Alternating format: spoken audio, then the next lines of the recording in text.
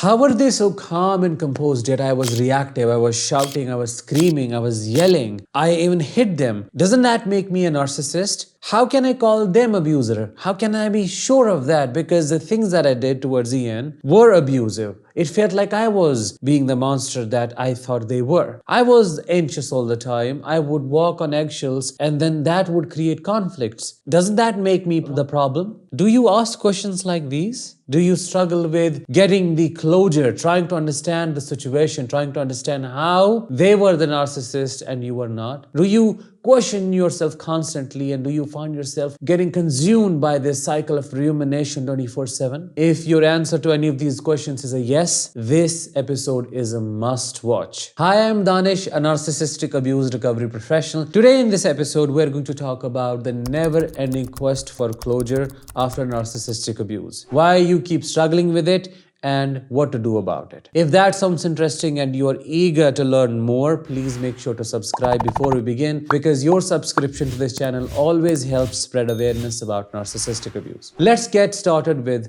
a question. Do you struggle with questions that I shared with you earlier? Questions that make you doubt your reality, that make you doubt the reality of the relationship, that keep you anxious and up all night?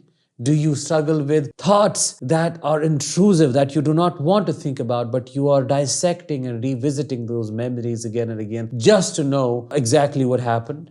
If yes, let me know in comments about your experience, because your experience can help other survivors feel deeply validated and connected. Now let's get started with the main understanding of this never-ending quest for closure after leaving the narcissist. It's known. Narcissists do not give you any closure. Either you leave them or they discard you. In both cases, it never ends well. It never ends on good terms. There is no mutual understanding. There is no proper separation. There is no beginning. There is no end. They leave you in a limbo, and you're constantly fighting, trying to understand what happened to you. What happened to you when you were in the relationship? Why did they behave the way they did? Why did you behave the way you did? And what was the reality? So this keeps you stuck, and you keep asking questions like, am I the narcissist? How can they be a narcissist? If they were a narcissist, how can they be so good at this time? Why did it feel so different? I mean, he was calm, she was relaxed when I was shouting.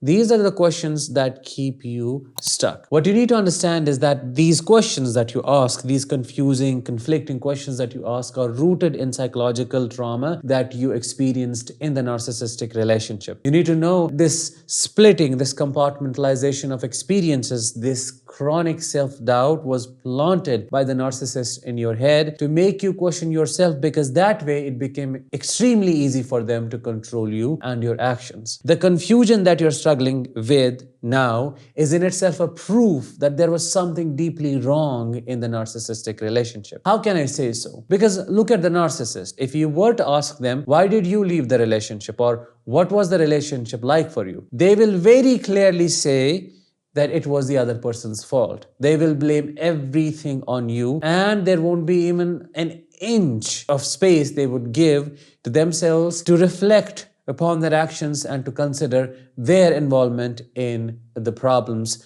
that you experienced together. No, that would not happen. They will clearly make it your fault and wash their hands of the responsibility. But you, on the other hand, you can't do that. Why? Because you have what I call an intact, working moral compass and a conscience that is alive. You have a conscience that cares about right and wrong. Yet they don't, because their conscience is almost dead or dysfunctional to a high degree. Their moral compass is broken and it's corrupt. What does that mean? They only care about what serves them, what works for them, not what is the right thing to do. For you, doing the right thing matters a lot, and that's why this conscience that you have has inflamed. The way our systems, our organs inflame when there is an infection or something happens in the body, the same way your conscience has inflamed because the narcissist traumatized the hell out of you. They triggered the extreme forms of survival responses, which is why you're in a constant state of fight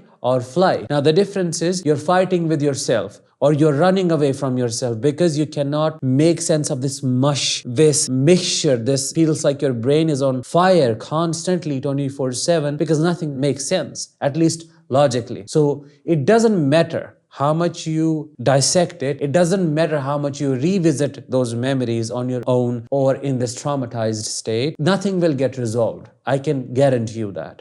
How can I say so? Because when we talk about psychological trauma, we're talking about deep brain injuries. Injuries that cannot be healed through the cognitive understanding of what happened in there. Yes, you may be able to make sense of some of the things, but emotionally, you may still feel stuck. So what should we do about this never-ending quest for closure? First things first, you have to take a step back and look at the situation objectively and stop blaming yourself because you were not the crazy one. You reacted because you were pushed to the point of reacting to the situation. Let me give you an example. If a mosquito bites you on your arm once, it's not a big deal. You can completely scratch it off and you will forget it in a couple of minutes. But then if the same mosquito bites you 1,000 times on the same place, how will you start reacting? Won't you become oversensitive to sounds in your environment that may sound similar to the mosquitoes flying, the sound it makes when it flies around? Yes, you would. Wouldn't you be extremely hyper vigilant? The moment you feel something on your arm, you will slap it down just to kill it because you are in a state of complete survival and it's an emergency situation for you because this has happened 1,000 times and it hurts now. There's this inflammation in your arm. That is exactly what has happened to your brain. You need to understand that this injury or the reactivity back then was a normal and a natural response to the narcissist's constant picking at you, constant bullying, constant abusing. Anybody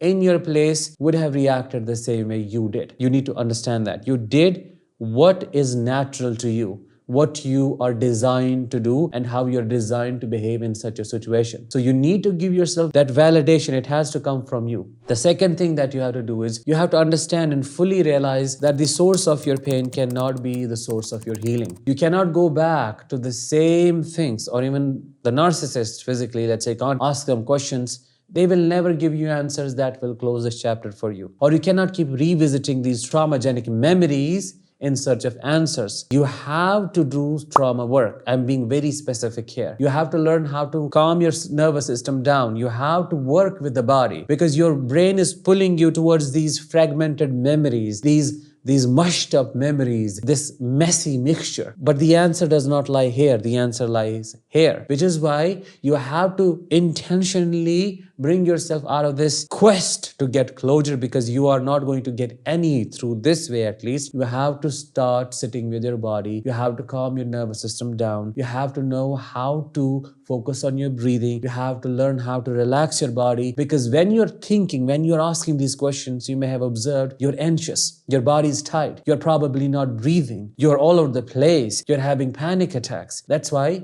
you gotta do therapeutic work. You have to sit with yourself. You have to learn how to tolerate the distress. You have to increase your capacity. You have to be within your window of tolerance. If you don't know what that is, it just means your capability at a single time to deal with the distress that you are presented with. You have to be able to sit in the body, be with the body, embody those feelings so that you can naturally find relief from these memories. It's through the body you can work with your mind. That is the key. All in all, and in a nutshell, I can say this quest for closure is a trauma response. You are seeking answers because the narcissist left you with nothing. They left you with so many questions, and your rumination is an attempt that your brain is making to get closure, to close these open loops. But unfortunately, it is a perpetual cycle that never ends. You just go on and on and on, you spiral. And the only way to end it is to do the trauma work, to work with the body so that you can work with your mind. That is the only way to break this cycle of rumination. I hope you found this episode insightful and helpful. If you did, please let me know in comments. Drop a like, share this video, and subscribe. I'll talk with you in the next one. Until then, let the healing begin and continue.